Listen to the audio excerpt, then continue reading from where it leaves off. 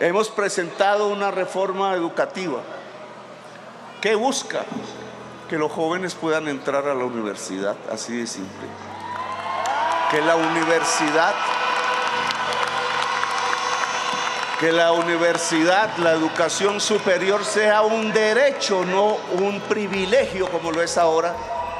Si nuestra juventud puede acceder a los máximos niveles del saber, cualquiera que sean las ramas de la ciencia o de la cultura o del arte, esta sociedad en 30 años será muchísimo mejor, será mucho más productiva, será muchísimo más inteligente, será indudablemente, creo yo, una sociedad pacífica. El proyecto de ley estatutaria presentado al Congreso de la República el pasado 12 de septiembre busca regular el derecho fundamental a la educación en todos sus niveles. La diferencia entre el proyecto de ley estatutaria y el proyecto que reforma la educación superior es que la ley estatutaria cubre todos los niveles de formación y está regulando un derecho fundamental. Es decir, está diciendo de manera específica cómo debería operar en múltiples niveles para diversas poblaciones. El proyecto que reforma la Ley 30 de 1992 está trabajando de manera específica educación superior. Es decir, allí abordamos un solo nivel. Y en ese proyecto todavía estamos trabajando. Aún estamos escuchando las voces de diferentes sectores, recopilando sus recomendaciones, escuchando sus preocupaciones en función del financiamiento, la gobernanza, la calidad y los múltiples mecanismos de inspección y vigilancia.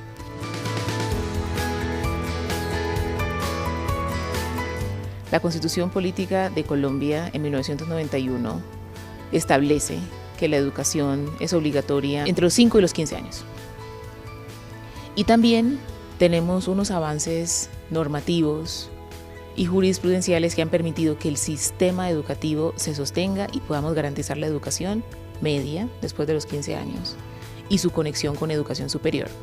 Sin embargo, no tenemos un instrumento normativo que organice el sistema y que permita decirle a toda la institucionalidad y a la ciudadanía a qué tiene derecho en todos los niveles y considerando sus múltiples diversidades.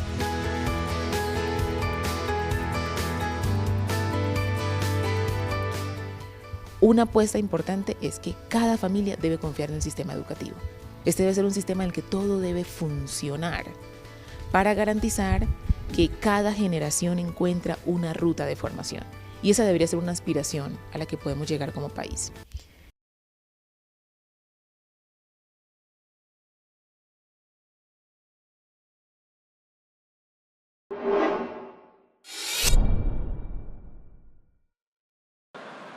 La apuesta porque toda nuestra juventud pueda acceder a la educación superior está hecha incluso desde el primer presupuesto que logramos aprobar. El Gobierno Nacional estableció desde el primer momento, por una orden del señor Presidente de la República, que el presupuesto de educación debe ser uno de los más sólidos. La primera decisión fue aumentar el presupuesto de educación en más de 1.3 billones de pesos. Y luego en el 2023 se hizo el mismo ejercicio adicionando más de 3.5 billones de pesos.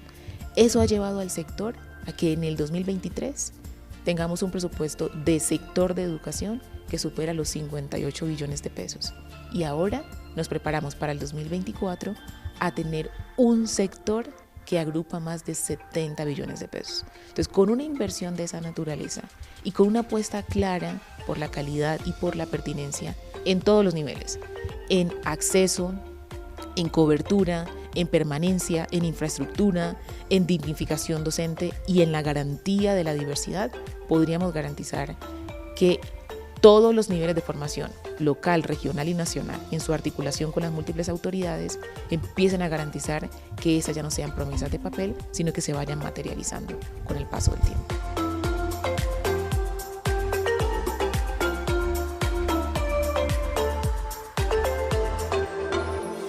Para el 2024 hemos reservado aproximadamente 2 billones de pesos para que el programa de alimentación escolar llegue a las regiones, que pueda funcionar en su versión de PAE+, como lo conocemos internamente en gobierno, que permita que incluso cuando termine el calendario escolar puedan las familias contar con el programa de alimentación escolar en sus regiones. En algunos casos estamos funcionando con la canasta alimenticia para que puedan llevar la versión del mercado que les permita contar con la alimentación en sus diferentes territorios.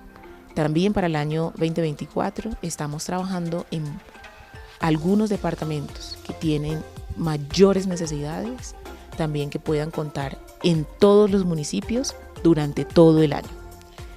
Departamentos como el Chocó o como la Guajira ya tienen ese acompañamiento de parte del Ministerio de Educación y esperamos que quienes empiezan en el 2024 sus nuevos periodos en las alcaldías y las gobernaciones, lo primero que hagan sea contratar el programa de alimentación escolar, porque van a posesionarse y van a tener menos de 2 semanas para licitar el programa y empezar el calendario escolar como corresponde.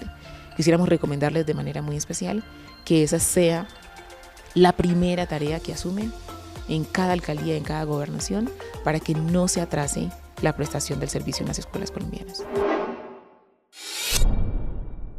Un proyecto de ley estatutaria como esta lo que hace es enviar el mensaje al país, pero también a todo el sistema internacional, con los múltiples acuerdos que hemos firmado, que el país reconoce la educación como un derecho fundamental y que se propone reconocerlo en múltiples niveles para diversas poblaciones.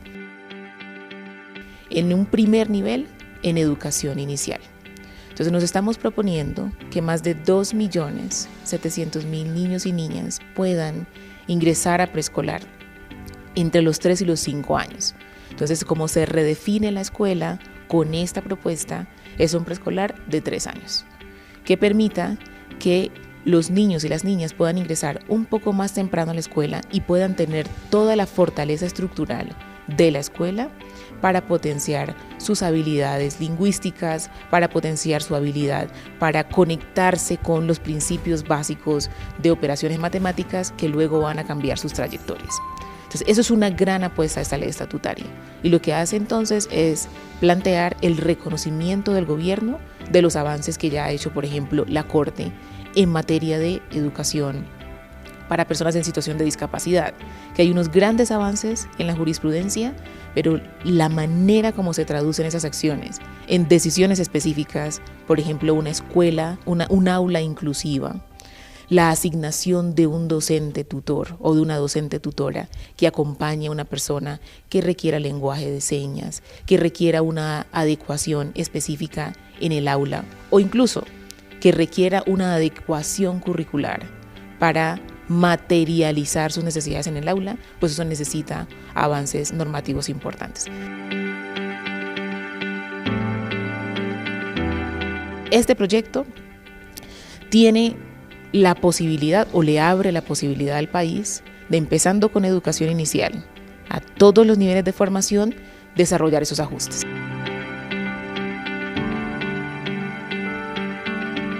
En educación básica, este proyecto de ley, ¿qué cambia? Hace la propuesta de garantizar que la formación integral sea una realidad en las escuelas. 2 aspectos importantes a considerar: el horario y la asignación de materias en el horario en básica. La formación integral como apuesta permite que el sistema público pueda reconsiderar el tiempo escolar.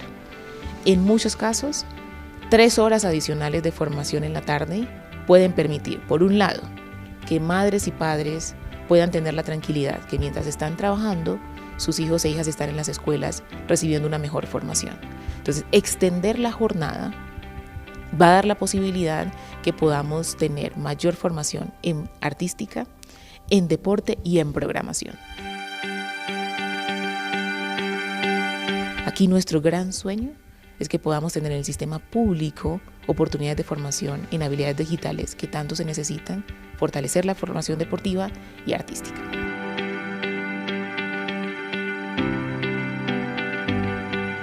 Proyecto de ley de manera expresa plantea la obligatoriedad de la media, la transición entre 9º y 11. En entornos urbanos puede parecer muy normal tener una escuela que llegue hasta 11, pero esto no ocurre en entornos rurales. En muchos casos, las escuelas y muchas comunidades como no es de manera expresa obligatoria la media, las escuelas en muchos entornos llegan hasta noveno. Y muchas familias rurales deben exponerse, por decirlo de alguna manera, a caminar por más de 2 horas o a tener que moverse de su lugar de origen a encontrar una escuela que les ofrezca la formación hasta 11. La alternativa a la violencia en Colombia es indudablemente la universidad.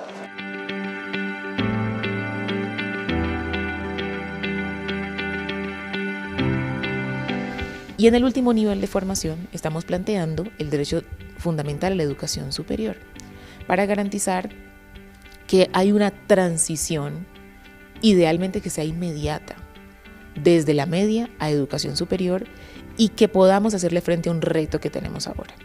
En el tránsito de media a superior, en el tránsito de la básica a la media, tenemos más de 290.000 personas que están buscando oportunidades de formación y que no encuentran en sus entornos, principalmente rurales, campesinos y con muchas necesidades básicas insatisfechas, oportunidades de formación. Y en el caso de educación superior, más del 45% de las personas que buscan una oportunidad de formación no cuentan con ella. Entonces, un proyecto de ley como este lo que hace es garantizar que el sistema se consolide para que podamos ofrecer una formación muchísimo más consolidada, pero también muchísimo más equitativa. Por eso la universidad no puede concentrarse aquí de esta carrera séptima hacia arriba, sino que tiene que ir a todos los rincones del territorio nacional.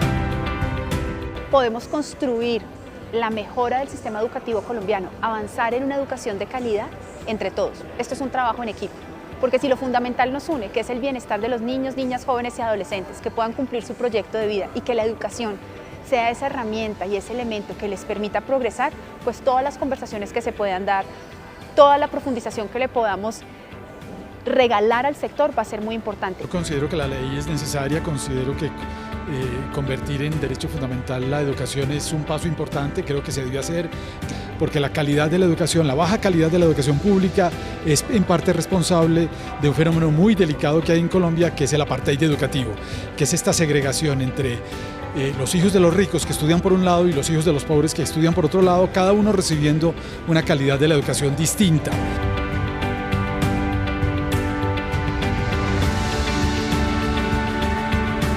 Establece los consensos políticos y los marcos jurídicos fundamentales para hacer una revolución educativa.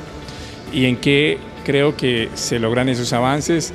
En consolidar la idea de la educación como derecho fundamental, en darle una orientación para superar las brechas educativas y la desarticulación del sistema y las desigualdades, y en hacer avances significativos en ciertos temas como la educación inicial.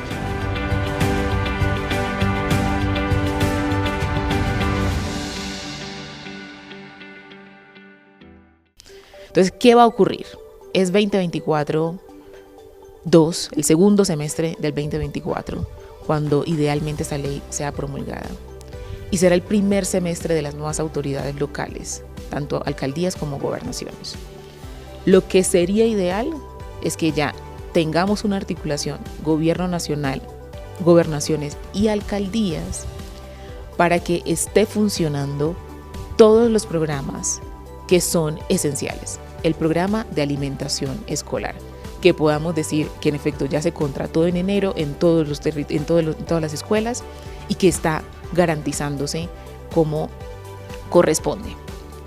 Inmediatamente deberíamos poder empezar a pensar cómo se compone ese preescolar de 3 años y que dé la posibilidad que arquitectos, diseñadoras, ingenieros e ingenieras ya estén pensando en el diseño de esas escuelas del futuro, que para este gobierno van a ser las escuelas que ponemos en funcionamiento, que empezamos la contratación y que se van a ir entregando con el paso del tiempo.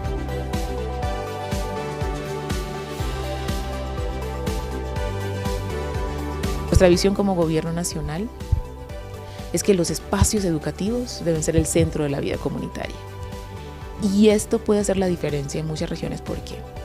Porque son más de 44.000 sedes educativas. Si logramos garantizar que estas sedes estén en óptimas condiciones, en las regiones en donde, de acuerdo a los estudios, va a haber más impacto por el cambio climático, garantizar que las escuelas tengan acceso a agua, que tengan una conexión adecuada con la comunidad, puede hacer la diferencia en esos territorios. Un aspecto importante es que podría también ayudarnos a garantizar el tránsito inmediato de educación superior en las regiones que más lo necesitan. Y nos va a dar la posibilidad que las sedes universitarias que estamos avanzando en nuestro plan de espacios educativos también empiece a tomar marcha en esas regiones. ¿Cuál es la conversación ideal que el país debería sostener en el marco de la promulgación de esta ley? Que la educación tome el centro del debate en todas las regiones y que nuestras conversaciones sean en función de mejorar las escuelas, mejorar la infraestructura de educación superior y por consiguiente mover toda la economía en las regiones.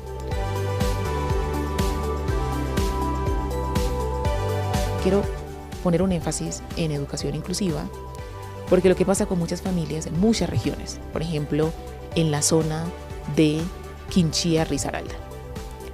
Toda esa zona tiene la necesidad de más de 1.000 familias con múltiples niños que tienen diversas discapacidades, que el sistema hoy no les está respondiendo adecuadamente a lo que necesitan. Esos requerimientos de educación tendrían que poder empezarse a surtir una vez esta ley sea una realidad. Lo mismo con personas víctimas de la violencia, con familias campesinas, con jóvenes egresados de bachilleratos rurales que en muchos casos, por las inequidades inherentes al sistema, se quedan sin una oportunidad de acceder a procesos de formación. Lo mismo con personas que están con algún tipo de medida intramural, personas privadas de la libertad. Cuando se promulgue esta ley, tendríamos que ya tener un sistema que responda a ofrecerle diferentes mecanismos de formación para que puedan tener otras oportunidades en la vida.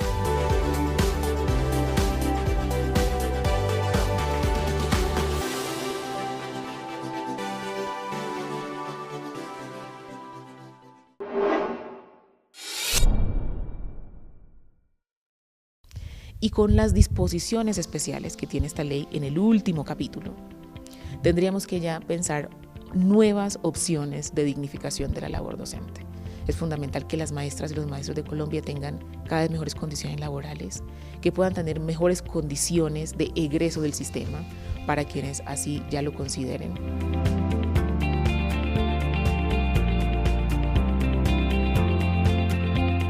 Nuestra apuesta con ese artículo es que podamos garantizar que las múltiples concertaciones, solicitudes de los maestros y maestras colombianas se puedan tramitar por esta vía, que puedan encontrar mecanismos de mejor formación, de dignidad salarial, pero también que podamos tener un mecanismo de garantizar que sus procesos de trabajo y sus procesos de vinculación con el sistema de educación se puedan vincular o se puedan conectar en condiciones de calidad.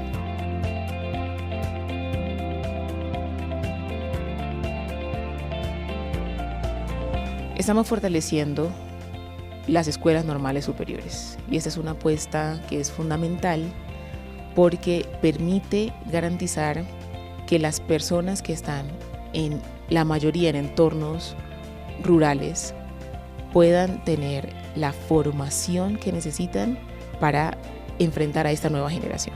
Entonces, un aspecto fundamental de fortalecimiento tiene que ver con esos últimos 2 años de formación en las escuelas normales, que son el grado 12 y el grado 13. Nuestra apuesta es en articular esos 2 años de formación con el sistema de educación superior para que las y los normalistas puedan tener una articulación mucho más armónica con el sistema de educación superior, que los créditos que obtienen en esos 2 años de formación les permita transitar a las licenciaturas y que no ocurra lo que está pasando en este momento, que es que no necesariamente se les cuentan los grados de formación complementaria como créditos de formación en educación superior, aunque cumplen con todos los requisitos. Y estamos también fortaleciendo esos 2 últimos años para que puedan recibir los beneficios de la política de gratuidad.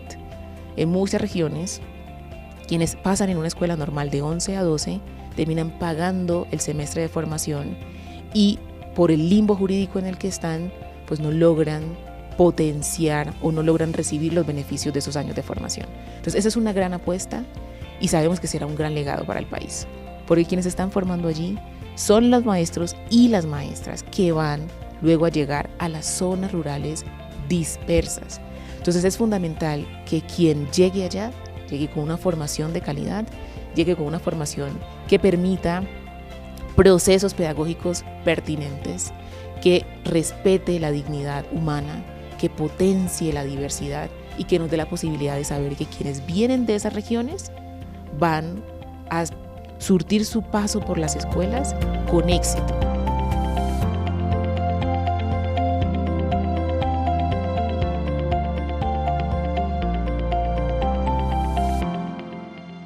Esta ley estatutaria lo que nos plantea es, en últimas, retomar un derecho tan fundamental como es la educación. No podemos hablar de la realización del ser humano, no podemos hablar de que un ser humano llegue a las máximas de sus capacidades sin que se le brinden los mecanismos para que éste pueda acceder a los conocimientos universales. La educación como un derecho ha sido una consigna de años del movimiento estudiantil. Nosotros siempre hemos creído que la educación debe ser pública, gratuita y de calidad, y adicional a eso ahora creemos también que debe ser derecho fundamental y bien común. Tiene que dejar de ser un servicio, tiene que permitirle a todos los estudiantes en diferentes niveles poder acceder. A mí me parece súper positivo que podamos garantizar desde la cuna a la tumba la educación para todo el territorio. Muchas puertas a los jóvenes, especialmente a jóvenes de no muy altos recursos. Las comunidades indígenas en general sean beneficiadas porque históricamente han sido marginadas. Es algo que estábamos esperando hace mucho tiempo, 30 años, y que hoy con la participación de nuestra federación se puede consolidar lo que hemos exigido y luchado en las calles, de ese derecho fundamental de la educación para todo el pueblo colombiano.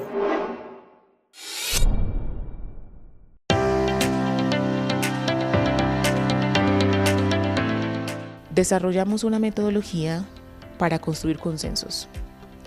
Logramos publicar el proyecto de ley en la página del Ministerio de Educación para recibir aportes de la ciudadanía. Recibimos entre todos los aportes de múltiples espacios un poco más de 1000 observaciones directamente a los documentos, y en los múltiples espacios de concertación, asambleas, reuniones en diferentes territorios, más de 53.000 personas contribuyeron con sus reflexiones sobre la visión que tienen de la educación. Esta es una apuesta de trabajo que nos ha enseñado mucho. Nos ha enseñado la oportunidad que tiene un sector de escuchar a la ciudadanía, de poder saber que hay un ser humano o una familia a la que se le va a cambiar la vida, y que de la misma manera millones de personas van a transformar sus oportunidades de formación porque así lo expresaron con las observaciones al proyecto de ley.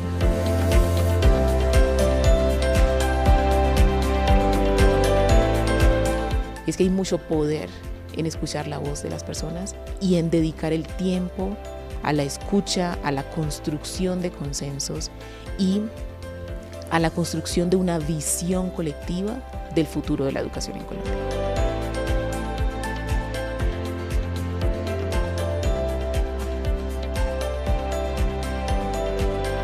Estamos trabajando en la construcción de esta hoja de ruta de formación integral para el país, y esto va a requerir de que nos pongamos de acuerdo como nación.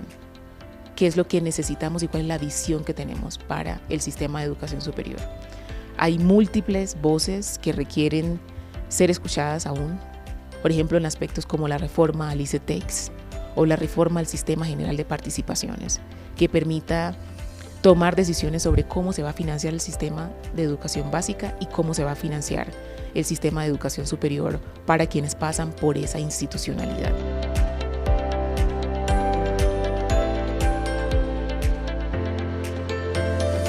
Entonces, el país está en esa ruta y es fundamental que sigamos en esa ruta. Es fundamental que en los próximos años el país siga analizando, tomando decisiones sobre cómo se financia el sistema de educación superior. Es fundamental que en las próximas décadas cada gobierno siga haciendo una inversión histórica en educación. Esta senda de ascenso en el financiamiento debe continuar. ¿Por qué razón? Porque nuestra meta es que, por ejemplo, en educación superior lleguemos al 62%, nuestra tasa de cobertura. Pero múltiples organismos internacionales dicen un país debería aspirar por lo menos a tener el 70% de cobertura en educación superior. Entonces, para que eso ocurra, los próximos gobiernos deben seguir haciendo esta inversión.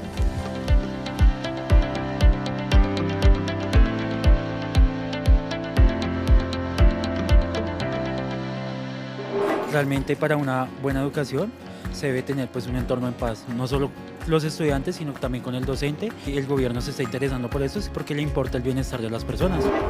La educación y la paz deben ir siempre de la mano en Colombia, porque debemos aspirar a otra narrativa de país. Concibo la educación como el camino cierto a la paz total, a la democratización de la cultura y a la sociedad del conocimiento. Así cambiará el poder desigual del mundo, el poder desigual de nuestras sociedades.